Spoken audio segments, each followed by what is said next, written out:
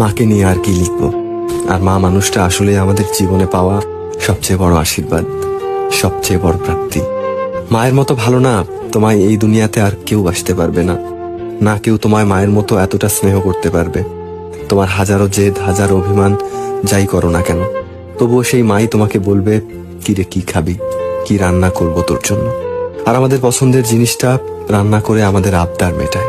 মায়েরা আমাদের জীবনে আশীর্বাদের মতো, যাকে দেখলে মনে হয় পৃথিবীর সকল সমস্যার সমাধান যেন শুধু এই মানুষটার কাছেই আছে। মায়েরা অভিমান করে কখনো যখন বলে যে আমি মরে গেলে এই দুনিয়াতে কেউ আর 4 আনা দাম দেবে না তোকে, মনে হয় যেন এর চেয়ে বড় সত্যি এই দুনিয়াতে আর কিছু হয় না। এই দুনিয়াতে এত মানুষ থাকলেও মুখ ফুটে যে মানুষটার কাছে আবদার করা যায়, রাগ করার পরেও ঠিক পরের মুহূর্তে আমাদের কাছে টেনে নেয়, সেই মানুষটাই আমাদের মা। টাকা লাগলে মায়ের কাছে চাওয়া, জুতো ছিঁড়ে গেলে মায়ের কাছে আবদার করা, এমনকি মন খারাপে মায়ের কাছে বসলেও কেমন জানি শান্তি লাগে। ভালো থাকুক পৃথিবীর সকল মা, ভালোবাসি তোমায় মা।